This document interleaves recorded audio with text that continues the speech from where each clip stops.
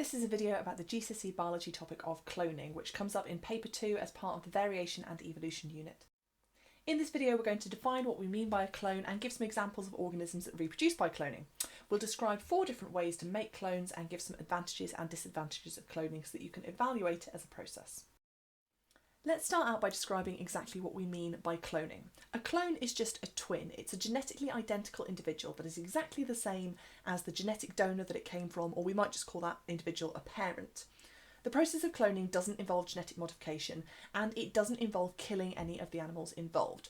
So although there are ethical considerations that we need to get into, you need to keep it separate in your head from genetic modification, and also when it comes to things about cloning humans and sort of developing new individuals that could be used for organ transplants and things, that's kind of a wider separate issue. It's not something that happens routinely as part of cloning.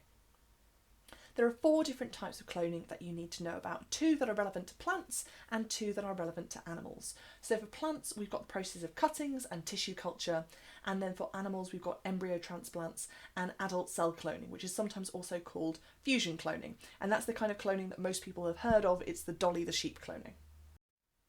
We'll start by talking about plants because plants are much easier to clone than animals, and the reason for that is their comparatively late specialism. So if you took an embryo from an animal, at the stage at which it's maybe 8 or 16 or 32 cells, those cells are already starting to specialise.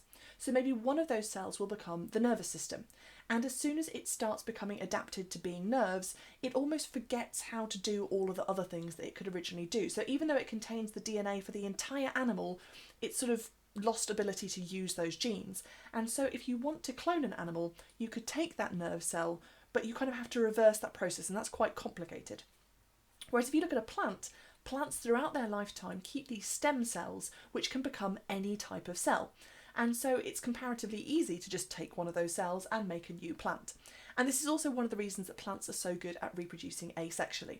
So here there are some pictures of a potato that's sort of, it's got the eyes and it's going to start making more potatoes coming out of there, and the bramble where it's producing a runner to make more babies, and likewise my spider plant here is producing lots of little baby spider plants. And it's doing that in a process that's basically just cloning. So cutting is a method that gardeners and just regular people can use really quite easily, and basically all you're going to do is cut part of the plant that contains a meristem. So if you take a little section of the stem where there's kind of a node and one of the branches comes off, and then you treat that with a rooting hormone like auxin, which you'll learn about in Unit 5, you can just plant that in some damp soil, and that plant, even though you've just planted a piece of stem, will start growing roots, and you've just got a whole new plant, and this is really straightforward. Tissue culture is ever so slightly more complicated than cuttings, but to be honest, professional gardeners can still do it without needing a lab. So this time, instead of cutting off a whole piece of stem, you're just scraping a few cells from the plant into some growth medium, and that's going to contain various nutrients like glucose and amino acids and minerals and vitamins and water, and also those rooting hormones we mentioned, those auxins. And so these little balls of cells are going to gradually grow into plantlets, and then once they've grown big enough, they can be transferred into damp compost as well. So this is a way that a farmer or a gardener or a breeder can develop hundreds and hundreds of plants that have all come from the same individual parent plant without introducing any variation because it's bred with another plant. For animals, we need to be able to discuss 2 kinds of cloning, embryo splitting and adult cell cloning. And personally, I find embryo splitting tends to trip people up more because they get confused about the fact that this is the one kind of cloning that does involve sexual reproduction. So the offspring that are produced will be clones of each other, sort of the sisters will all be clones, but they're not clones of the parents. So we start out and we have our parents, we've got our white sheep and our black ram that the farmer has selected, and the eggs from the sheep are going to be fertilised by the sperm from the ram, probably in a petri dish rather than naturally, and then that fertilised egg is going to start dividing to make an embryo. So now we've got this embryo and it's going to undergo exactly the same process as we have when human identical twins are born. So we've got an embryo, it's dividing happily, and then for whatever reason it splits in 2. Only here we're going to artificially force it to split into as many different cells as there are. And so each one of those will form a new embryo, and those can be implanted into a host mother. So you can see down the bottom I've got my grey sheep and my blonde sheep and my white sheep who has the pink ears. And they're not going to have any genetic interaction at all. So just that embryo gets put into the uterus of that host mother and she's going to carry it to term. So when all of my babies are born, they have a mixture of traits from their biological parents, so you can see that they all look a lot like their mum, except they've got their dad's ears, because they have been formed by sexual reproduction and they've inherited the alleles from both parents.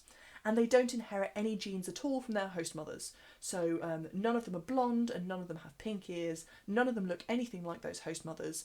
They all just look like a combination of their parents, and they're all identical to each other.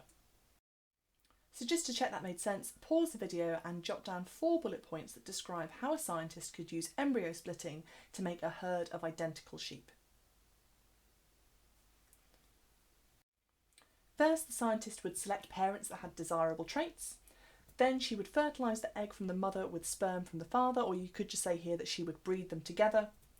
Once the fertilised egg had started dividing, she would split the embryo and she would implant each one of those new cloned embryos into different host mothers. And then after however long the gestation period of sheep is, you would have a load of babies that were all clones of one another. The second type of animal cloning we need to know about is the famous one, the Dolly the sheep one, adult cell cloning, or it's sometimes called fusion cloning. So here I'm going to try and clone the white sheep in the top right corner. And the first thing I need to do is to take a cell that contains all of her genetic information. So any somatic cell, any body cell, literally any cell in her body apart from a gamete will do. So for this instance, we're going to take a skin cell. And then we need an egg cell to put that in, because if you just put a skin cell into an animal's uterus, it doesn't really know what to do with it. It wants an egg, it knows how that will behave. So we could take that egg cell from the same animal, but actually we rarely do, because the animal we're trying to clone is probably special in some way. And basically harvesting eggs is not very nice, and so we don't want to do it to the animal that we're trying to clone. So we'll take a second animal and we'll take one of her egg cells. But that egg cell already contains half of her genetic information. So the next thing we do is we get rid of the nucleus, we enucleate it. And that then leaves a gap where we can transfer the DNA from the somatic cell to the egg cell. Now that cell hasn't actually been fertilised, so right now it doesn't know to start dividing. So sometimes we do this with chemicals, but we can also do it with an electric shock, which is the method that is mentioned in the GCSE specification. So now that cell has started dividing, it forms an embryo, and that embryo can be implanted into the uterus of the host mother. And then she's just going to carry that to term, so she will have that baby growing inside of her for the length of a normal sheep pregnancy, and then at the end of it she will give birth. And the sheep that she gives birth to will be an identical clone to the very first animal that we took the somatic cell from. It won't look anything like the animal that gave the egg cell or the animal that actually carried it to term. You could also be asked about the use of cloning to help prevent the extinction of an endangered species, or sometimes they even bring up bringing back an extinct species like a mammoth. So the idea here is that you're trying to increase the size of a very small population. Let's imagine that mammoths hadn't gone extinct yet, but we only had 6 of them left and only one of them was male. If anything happens to that male, that's it for the population, there's no coming back from that. So if we could clone that male, then that would kind of buy us a little bit of time.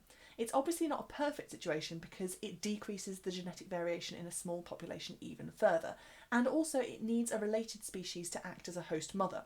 But basically what we would do is go through exactly the same process as we did with the sheep, but using a skin cell from the mammoth and an egg cell from, say, a modern elephant. So here's a very silly example. Pause the video and see if you can write the list of steps that describe how the endangered Easter bunny could be saved from extinction by cloning it. So the first thing we would need is the skin cell or the somatic cell from the Easter bunny, and then we would need an egg cell to use. Because the Easter bunny is so endangered, we're not going to use an Easter bunny, we're actually going to use a rabbit, because it's a related species that is closely enough related that this is still going to work. We take the nucleus out of the egg cell and we add in the nucleus from the skin cell from the Easter bunny. We then use an electric shock to cause the egg cell to divide and form an embryo, and that embryo is then planted into the uterus of a rabbit, which will carry it to term. Now, can you explain why the offspring will look like the Easter bunny, not the rabbit? Well, their DNA has come from the Easter bunny, and no DNA from the egg cell or the host mother have contributed at all. Finally, we're going to look at some of the advantages and disadvantages of cloning. So in terms of advantages, well, the offspring are going to be identical to the parents if we're doing cuttings or tissue culture or adult cell cloning, or each other if we're doing embryo splitting. And that can be really advantageous for lots of reasons. So let's say that you've got a cow that is producing more milk than any other cow in the world ever, then if you can clone it, then suddenly you can have a herd of cows that are all producing that much milk. Or if you have a plant that is producing the most beautiful flowers that you've never seen before, suddenly we can have hundreds of those plants. Also, this technology could be used to protect endangered species from extinction. In terms of the disadvantages, these mainly apply to methods of cloning animals. A lot of the time plants are cloning themselves anyway and reproducing asexually, so there are far fewer disadvantages. If we look at adult cell cloning and embryo splitting, they're both really expensive and they have quite low success rates.